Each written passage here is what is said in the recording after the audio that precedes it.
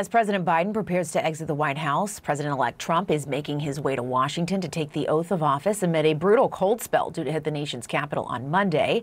While Biden's approval ratings exiting office are frosty, Trump appears to be enjoying a bit of a honeymoon period. Joining us now to run the numbers on this, CNN senior data reporter Harry Enten. Hello, Harry. Hello. This is a pretty typical pattern, but these numbers for Biden seem especially low. Yeah, they're historically, though, I dare say, historically awful. What am I talking about here? Well, job approval at the end of the first term. I'm just looking amongst those who lost or didn't run for re-election.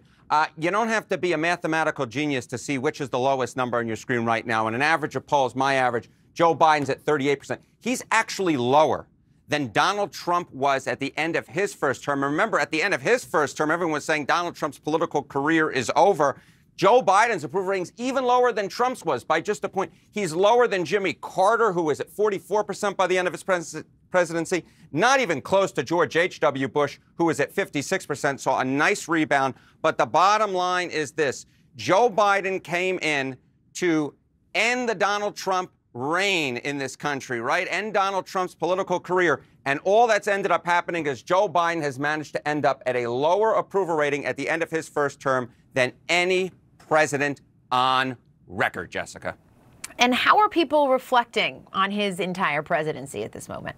Yeah, so if you think this approval rating number is bad, take a look at this particular number. All right, a good or great president at the end of their terms. Well, Barack Obama, 52% of Americans thought he was a good or great president at the end of his presidency, 2017. Donald Trump, very much behind Barack Obama at 36%.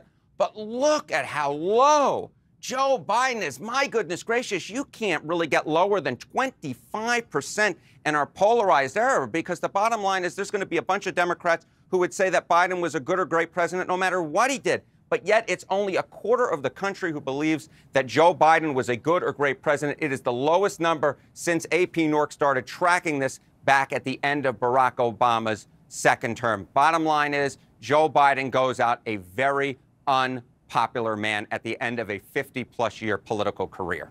It's so interesting. And there's so many questions, too, about, like, are we so more divided now than we were back in 2017? Is it Joe Biden? There's a lot there to chew on. Yeah. I do want you to talk us through Trump's popularity at this point. Yeah. So if Joe Biden's numbers are at his lowest point, right, Donald Trump's are right near his top point. We have a little thing up here. I'm so tall, I was managed to actually bump it. Look at this.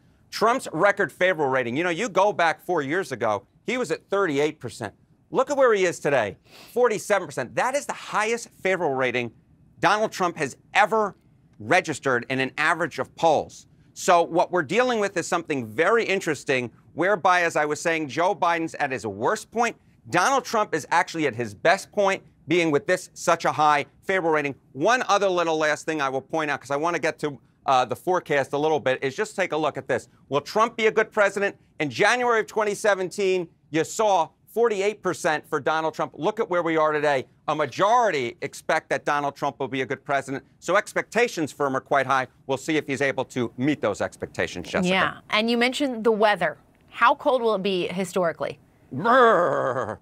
I mean, my goodness gracious. I mean, what are we talking about? We're talking Monday's forecast is in the low 20s, a low 10s wind chill. That would make it the potentially second coldest inauguration on record. Remember, Ronald Reagan was at 7 in 1985. We're looking right around where JFK was in 1961. And look, this is even going to be colder than Obama's at 28.